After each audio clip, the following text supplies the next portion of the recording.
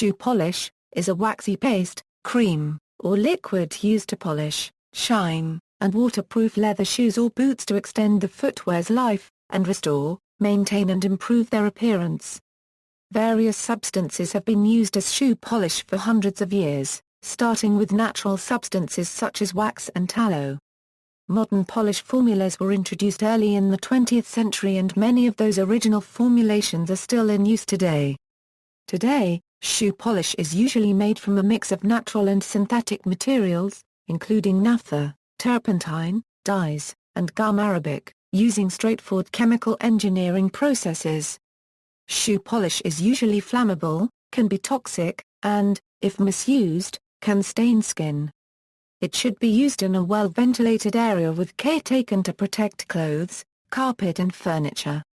The popularity of shoe polish paralleled a general rise in leather and synthetic shoe production, beginning in the 19th century and continuing into the 20th. The World Wars saw a surge in demand for the product, in order to polish army boots. Usage: shoe polish is applied to the shoe using a rag, cloth, or brush. Shoe polish is not a cleaning product, and therefore the footwear should be both clean and dry before application. A vigorous rubbing action to apply the polish evenly on the boot, followed by further buffing with a clean dry cloth or brush, usually provides good results.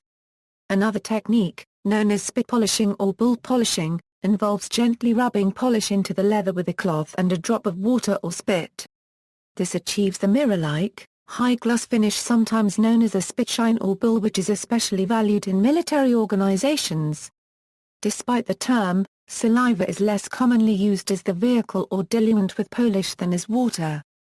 Polishes containing carnauba wax can be used as a protective coating to extend the life and look of a leather shoe. Shoe polish may be purchased pre-soaked into a hard sponge, which can be used to buff leather without needing to apply any additional polish to either the leather or the sponge. This is usually known as an applicator. A number of companies that manufacture shoe care products also sell a liquid shoe polish in a squeezable plastic bottle, with a small sponge applicator at the end. To decrease its viscosity, bottled polish usually has a very low wax content. There are many products closely related to shoe polish, but not strictly considered as such. Other chemical products may be used to clean and shine shoes, in particular whiteners for white shoes, and a variety of sprays and aerosols for cleaning and waterproofing suede shoes. A banana peel can also be used to effectively shine shoes. Although shoe polish is primarily intended for leather shoes, some brands specify that they may be used on non-porous materials, such as vinyl. The polish is generally the same color as the shoes it will be used upon, or it may be neutral, lacking any intrinsic color. History before the 20th century. Since medieval times, dubbin, a waxy product, was used to soften and waterproof leather. However, it did not impart shine. It was made from natural wax, oil, soda ash and tallow. As leather with a high natural veneer became popular in the 18th century, a high glossy finish became important, particularly on shoes and boots. In most cases, a variety of homemade polishes were used to provide this finish, often with lanolin or beeswax as a base. In the 19th century many forms of shoe polish became available, yet were rarely referred to as shoe polish or boot polish. Instead, they were often called blacking, or simply continued to be referred to as dubbin. Tallow, an animal byproduct, was used to manufacture a simple form of shoe polish at this time. Chicago, Illinois, where 82% of the processed meat consumed in the United States was processed in the stockyards, became a major shoe polish producing area. In 1832, James S. Mason of Philadelphia began the commercial production of shoe blacking and inks. In 1851, James S. Mason and Company constructed a building at 138/140 Front Street where ultimately 10 million boxes were produced annually, to hold tins of blacking produced by 200 employees. Later, tins of blacking were labeled as Mason shoe polish. This business ceased operation in 1919 and the building was razed in 1973. Other early leather preserving products included the Irish brand Punch, which was first made in 1851. In 1889, an Englishman by the name of William Edward Wren started making shoe polishes under the brand name Wren's and won the A-OE First in the Field a Euro First Award Leather Trades Exhibition 1892 a Euro Cubed Award held in Northampton, the centre of Britain a Euro unregistered trademark S boot making industry which signify the importance and prestige of the exhibition in the trade. In 1890 the Kroner brothers established EOS, a shoe polish factory in Berlin, which serviced the Prussian military. It finally closed in 1934 when the Nazis forbade Jews to operate a business. The German brand, Erdl, went on sale in 1901. Prior to 1906, shoe polish was not well known as a purchasable product, nor was it particularly sophisticated. While sales were not especially high, a few brands, like Nugget, were available in the UK. During the 19th century, the practice of shining Fiopli Euro unregistered trademark S shoes gradually caught on and soon many shoe shine boys in city streets were offering shoe shines using a basic form of shoe polish along with a polishing cloth. Modern polish. The first shoe polish to resemble the modern varieties were the British and British Commonwealth brands like Cherry Blossom, Kiwi and Wren's. According to an advertisement published in March 1947 by Wren's, the advertisement claimed that William Wren originated the first wax polish in 1889. However, the most well-known brand was Kiwi. Scottish expatriates William Ramsay and Hamilton Macklin began making boot polish in a small factory in 1904 in Melbourne, Australia. Their formula was a major improvement on previous brands. It preserved shoe leather, made it shine, and restored color. By the time Kiwi Dark Tan was released in 1908, it incorporated agents that added suppleness and water resistance. Australian-made boot polish was then considered the world's best. Black and a range of colors became available, and exports to Britain, continental Europe, and New Zealand began, although the polish is now made in the Far East. Previously owned by the Sara Lee Corporation since 1984, Kiwi was sold in 2011 to SC Johnson. 1. Ramsay named the shoe polish after the kiwi, the national bird of New Zealand. Ramsay's wife, Annie Elizabeth Meek Ramsay, was a native of Oamarup, New Zealand. It has been suggested that, at a time when several symbols were weakly associated with New Zealand, the eventual spread of Kiwi shoe polish around the world enhanced the Kiwi's popular appeal and promoted it at the expense of the others. A rival brand in the early years was Cobra Boot Polish, based in Sydney. Cobra was noted for a series of cartoon advertisements in the Sydney Bulletin, starting in 1909, using a character called Chundaroo of Akimfu. Chunder is Australian slang for vomit, and possibly originated through the rhyming slang of Chundaroo and spew. Surge in popularity. At the end of the 19th century, leather shoes and boots became affordable to the masses, and with the outbreak of World War I in 1914, the demand for large numbers of polished army boots led to a need in the market for a product that would allow boots to be polished quickly, efficiently and easily. The polish was also used to shine leather belts, handgun holsters, and horse tack. This demand led to a rapid increase in the sales of shoe and boot polish. The popularity of Kiwi shoe polish spread throughout the British Commonwealth and the United States. Rival brands began to emerge, including Shinola and Cavalier, Cherry Blossom, Power, Jean Bart, and many others. Advertising became more prominent. Many shoe polish brands used fictional figures or historical characters to spread awareness of their products.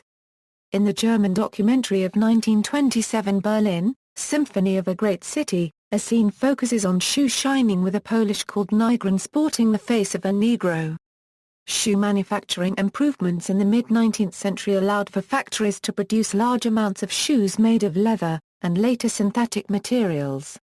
This increase in leather shoe production continued well into the 20th century and led to a surge in the number of retail shoe stores in the industrialized world, and subsequently a call for shoe polish by footwear consumers. Shoe polish was to be found just about everywhere Allied troops ventured. American war correspondent Walter Graeber wrote for Time magazine from the Tobruk trenches in 1942 that old tins of British-made kiwi polish lay side by side with empty bottles of Chianti.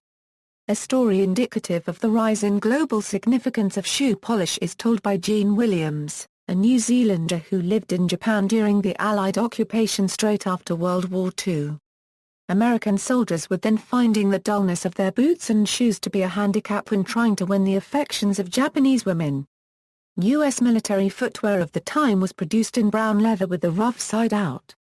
When the British Commonwealth occupation forces arrived in Japan all with boots polished to a degree not known in the US forces the GIS were more conscious than ever of their feet. The secret was found to rest not only in spit and polish, but in the superior Australian boot polish, a commodity which was soon exchanged with the Americans on a fluctuating basis of so many packets of cigarettes for one can of Kiwi boot polish. Modern day equals. Shoe polish products are low-value items that are infrequently purchased, as a single can might last several months for even the most frequent user. Consumer demand is inelastic and largely insensitive to price change, while sales volumes are generally low. In the shoe polish market as a whole, some 26% of turnover is accounted for by pastes, 24% by creams, 23% by aerosols, and 13% by liquids. In recent years, the demand for shoe polish products has either been static or declined.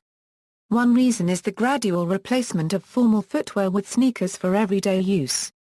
There are numerous branded products available, as well as generic store brands.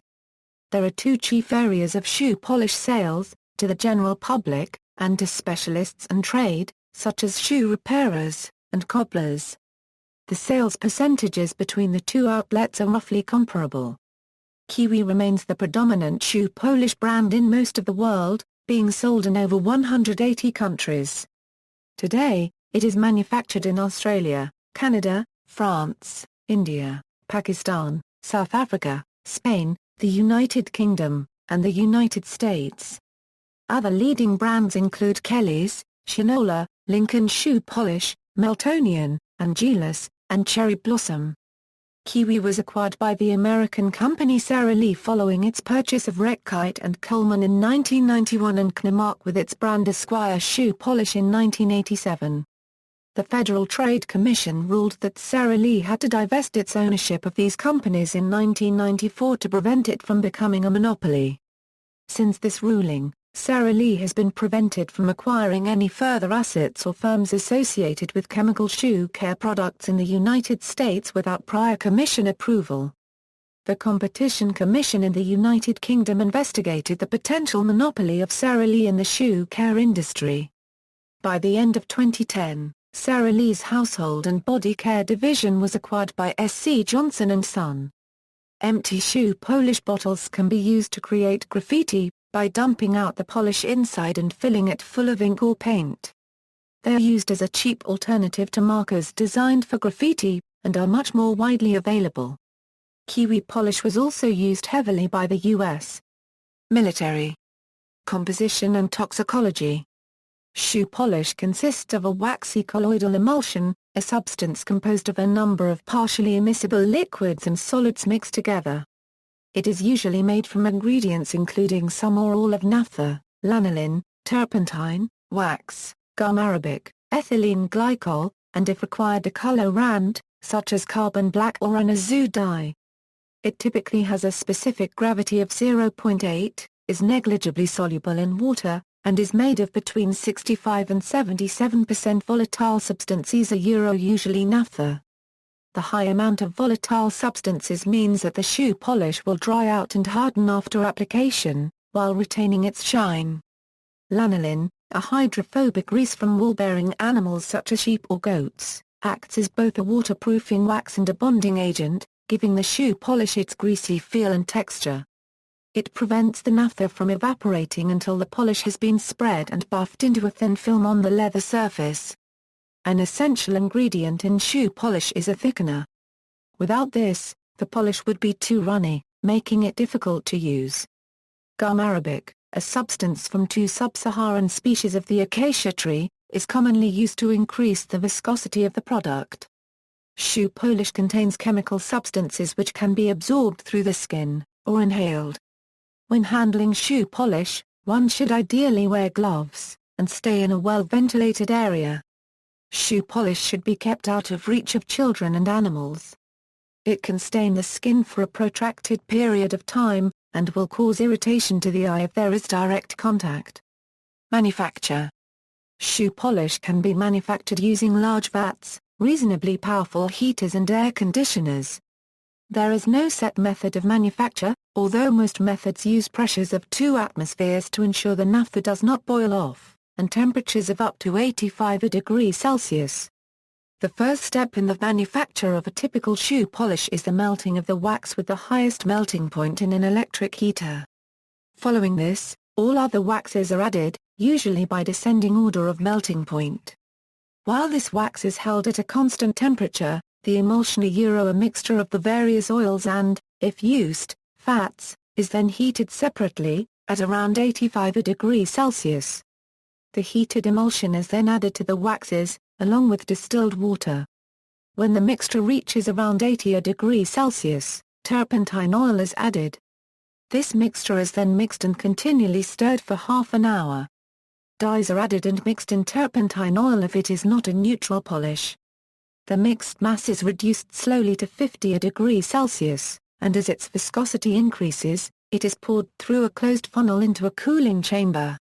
The poured mass is allowed to settle slowly, providing uniform distribution. The process is considered straightforward and the required equipment is relatively easy to acquire. The cost of establishing shoe polish manufacturing facilities has been estimated at around $600,000. Shoe polish is traditionally packaged in flat, round, 60-gram tins, usually with an easy open facility.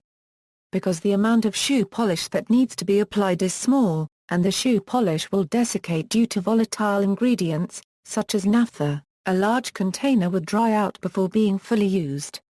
The traditional flat, round tins have since become synonymous with shoe polishes.